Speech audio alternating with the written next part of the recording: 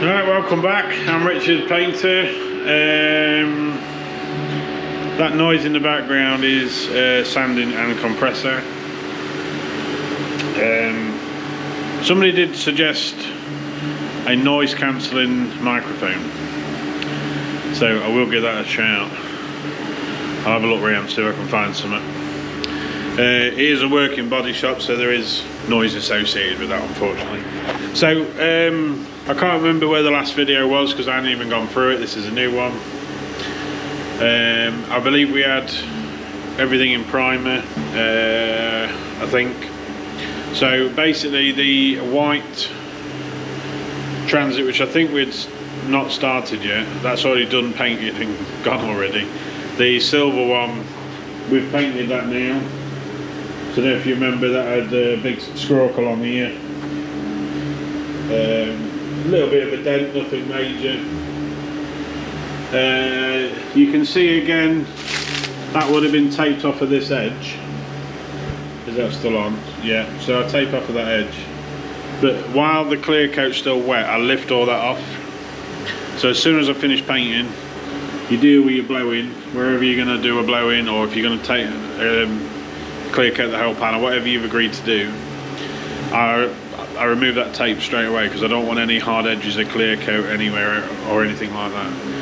It is up for negotiation because some people aren't bothered and they'll leave it down and they're happy with that, and then some people will lift it off, some people will leave it down and then polish it back, some people will use foam edge or flip the tape, or but basically you don't want any hard edges on there if you can help it, so that's what we're trying to avoid with that. People use different types of tape, different applications of tape, that type of thing, so they'll have their way of doing it.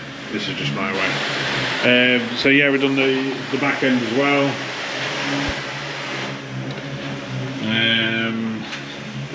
What was this one? It was bent down here, on this one. And then the rear. So this one again, what we've done is we've just taped down to this line because it's a nice sharp line. As soon as it's painted, we've lifted that straight off. We're going to polish that edge back now. And then we had that. What was there? There was a couple of dents in here, weren't they? And some scratching, I think, if I remember right. So that's dealt with now. And then when we blended this door, last time it was painted on that rear quarter, they didn't blend the door, whoever did it. So it made it look really off colour anyway. Something with silvers, if you're interested, a bit more waffle feel for you. If you look at it as in a roll of sellotape, so each layer itself looks clear, but when you put them all together on a roll, it looks yellowy orangey. So what happens is, if you keep building clear coat up on an edge of a panel, ignore the paint, just the clear coat, because of all the UV sub protection and everything like that they have in the clear coats nowadays, they're a bit yellower, which darkens the panel. So if you don't blend, it looks like, well, it looks twice as bad, if you know what I mean. There is some super clear coats out there that are really clear, but that had been painted right up to the edge anyway and not blended, so that's on them, that one. Which is why we always try and blend if possible. It's not in everybody's budget all the time, but then you've got to make a decision. So if it was a silver car and it's not in somebody's budget, just don't do it, because you look bad then. A little trade car, a little sales car or something like that, and that's all they want to do, then that's all on them.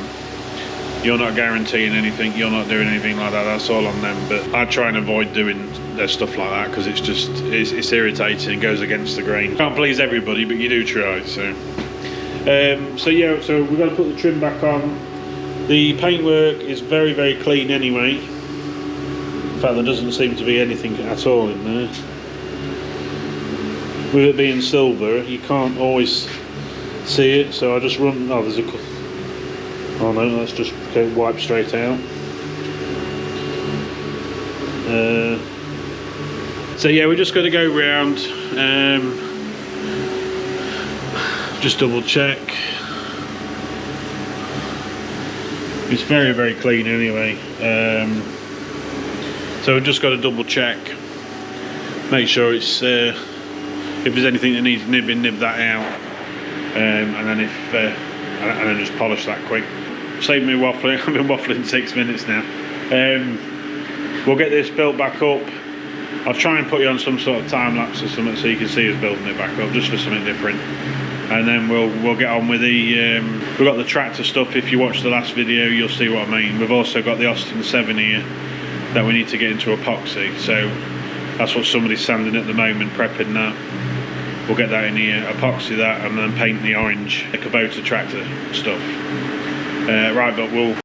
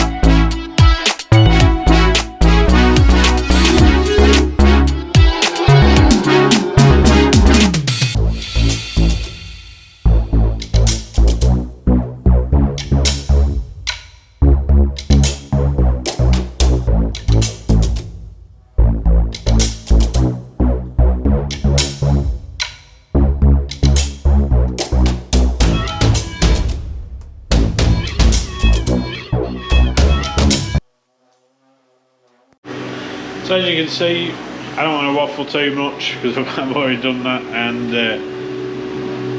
there's a lot of video footage of transit. So I've just demasked the outer piece, well this back end anyway. We've rebuilt them bits that needed rebuilding. On a further note, them number plate lights, try not to over tighten them if you can. They go into plastic, so they've got like a rib nut, if you like, inside the plastic, and people tend to over tighten them.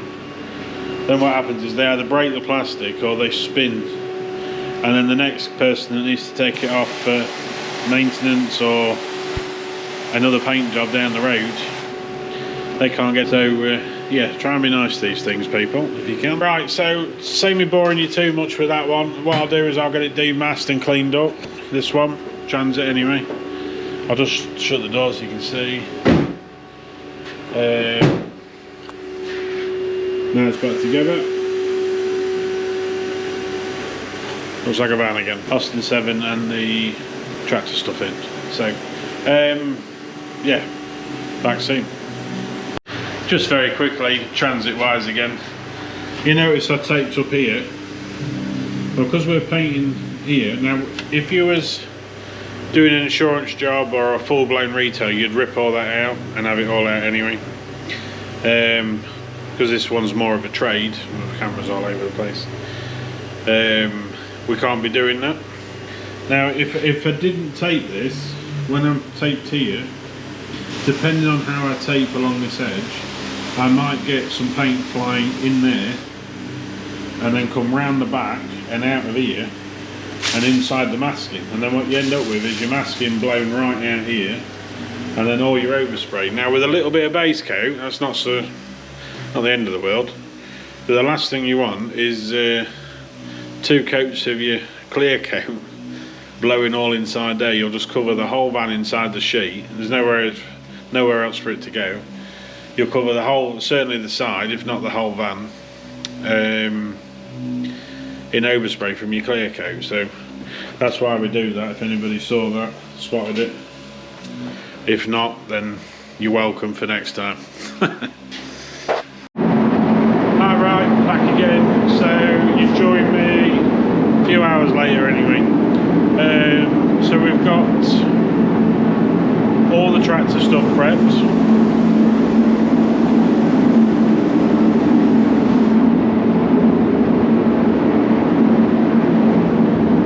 We've got the Austin 7 in as well.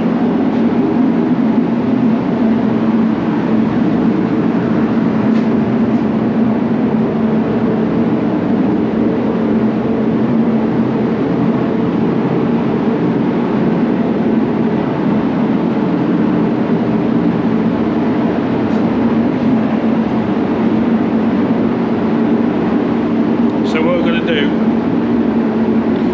it's because it's absolutely chucking it down outside and I'm trying to be as efficient as I can.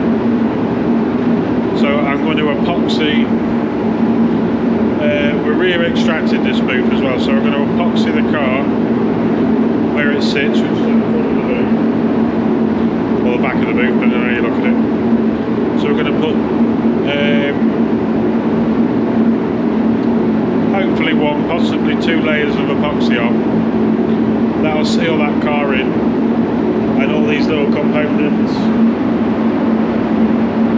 petrol tank, they're all going to be bolly coloured, which you'll see shortly in the next video. Yeah, next video from this one. So we'll get the epoxy on this. Sorry, I've said that. We'll get the epoxy on this. Done it again.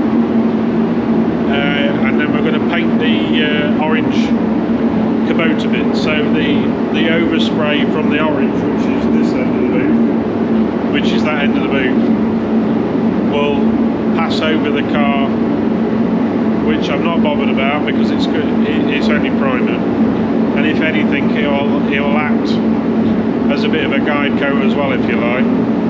But it also allows me to get 2 things done quickly before I go home. So, and then they can all sit in here overnight, and then we'll move everything back out in the morning. when we paint the car, we will paint the car on its own, but it's only because it's primer.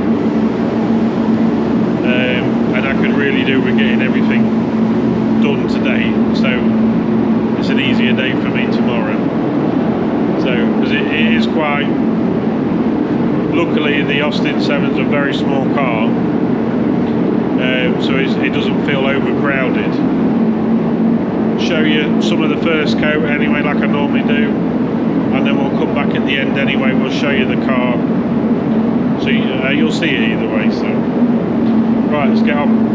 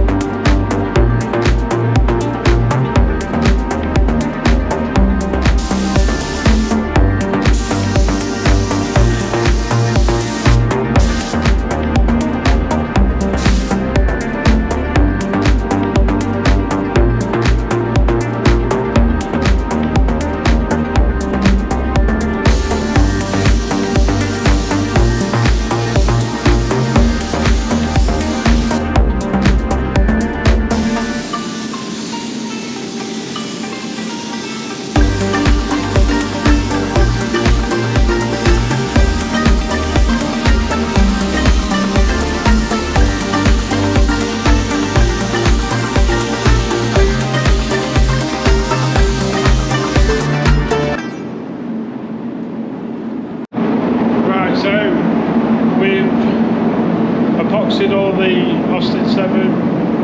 I'm just going to move the tank and everything more towards the front, out of my way, and then I'm just going to spread these orange bits out a bit better so I can ideally get rid of them a lot better. So we'll move this around, show you the cars using the tank.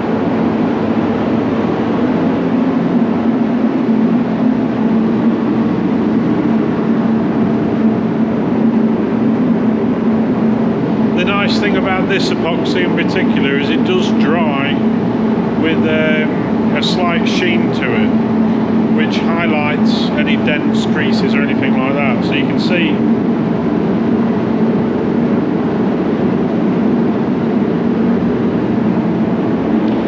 see any imperfections. I don't know if you can see on here.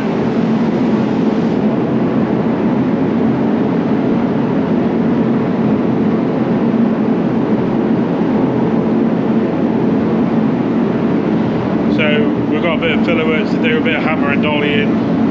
This side's not so bad. There is a scratch, like a dent along line there. Again, the nice thing is we can see that something like that would be not so much on the car this side, but something like that might get missed. So it's nicer if we've seen it beforehand, you see. But also the bare aluminium will skin over, so it's important to get it coated as quickly as we can. Seals everything in, any corrosion properties. In the meantime, one of you didn't remind me, did you? I've got that bit of trim to paint as well, so I need to get that organised. Yeah, I might have to paint that in here quickly before I go home, because that needs to be back on first thing in the morning, so I've got to do that and all. But more importantly, let's get the need to get some orange paint mixed up. Let's see where we are from there then. So we've got again, for those of you that are interested, we've just got what's the best word for it? It is cheaper, but it's like a commercial 2K, so it has a hardener, orange for the tractor. We wouldn't necessarily put a high quality super glossy paint, if you like, on something like that, unless they specifically asked for it. So we did do a Ford tractor about 8 or 9 years ago, and he actually wanted it polished out, so we did use a different style of paint and stuff like that. So but that was asked for at the time, whereas this one's going straight back in the garden under a cover, so it's cost is it's not in the budget, if you like, to spend 3 or 4 times as much on the paint. I think that's the nicest way to put it. Right, so again, we're going to use a line now. I'm going to mix it in a big cup, make sure we've got plenty. We've got to, excuse the compressor, we've got to put 3 coats on. First coat's going to be a bit of a more of a like a semi-wet, 80%. It's still a closed coat, but not quite so wet. The second 2 layers will be wetter. That's how I apply this anyway. Somebody else might do it differently. I always like to build up at least 3 layers. You get it outside in the sunshine and it's transparent. It's very emotional. So the idea is not to let that happen, so it's worth spending the extra time. And really, it's probably a 20-minute flash off. If you're not going to run your booth up, it might cost you another half an hour. So to me, it's worth doing it. So not worth the risk anyway. Right, I'll get this mixed up because I'm waffling again. I'll get this mixed up. We'll meet back in there.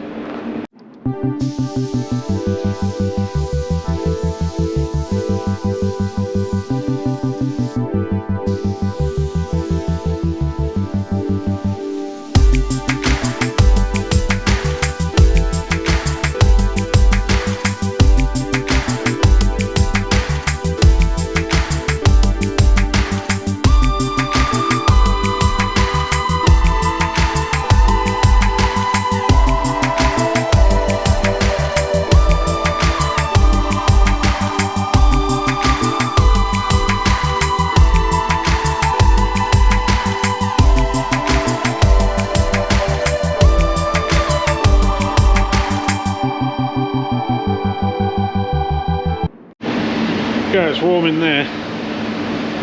Come out and sat down for a minute. So yeah, that white piece of trim, in fact you've just seen me put first layer of orange on.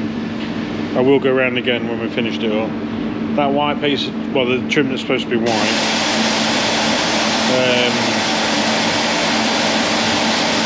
I've got first layer on that already, so what I'm going to do is let that clear out. I can go back in, put the second layer on the white, bring that back out again, because I don't want any orange on that. Put the second layer on the orange.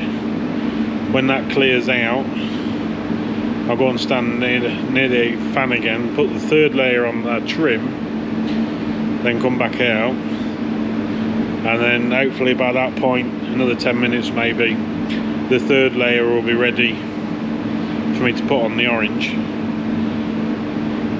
And then we've managed to get everything done, so that's 3. Right, absolutely cooking. Just going to put that in there as well. So basically we've painted orange, can you tell by the floor? Not very good, is it? So what I've done is you'd have seen the primer anyway. You wouldn't have seen that though. I've been coming in between coats, standing right over here near the doodah. I'll put that back down there now. I can dry for the morning. So car's all coated, you've seen that. That trim's done. This is all the orange tractor stuff. So you can see that now.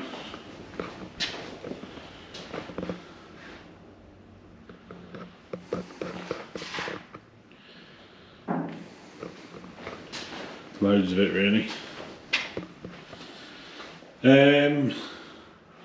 Yeah, so that was, even after 3 coats, that was still quite transparent, which is why it's always good to check.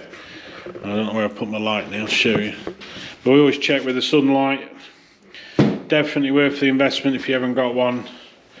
Now, had I not checked this, took it out in the morning,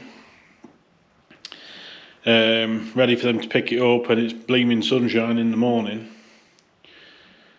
if that's even a word, you'd have seen like a ever so slight transparent edge. So we've had to wait, let it flash off even more, put a 4th layer on. But we're now coated now. Now it looks nice.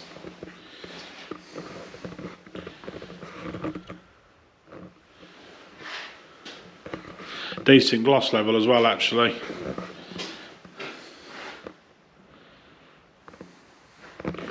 We'll see what the rest of the tractor looks like now. So apparently the rest of the tractor looked good, but these bits really let it down. So we've done these bits now. So that's the white Transit can go back, although you've missed that one anyway. Tractor can all go back now. We can make a start on the Austin. We can get some filler work started in the morning. So that's all good. So if you're liking these sorts of videos, just give us a shout. You don't have to give me a shout, but you know what I mean. Just let me know in the comments. Like, share and subscribe and all that wonderful stuff if you don't mind. I'm trying to grow a channel, it's all appreciated. Turn them lights off now. Yeah, if you need to know anything else or any more information or anything like that on how and why we do stuff, I should turn that off really. How and why we do stuff, then just let me know. And I'll catch you on the next one. Bye for now.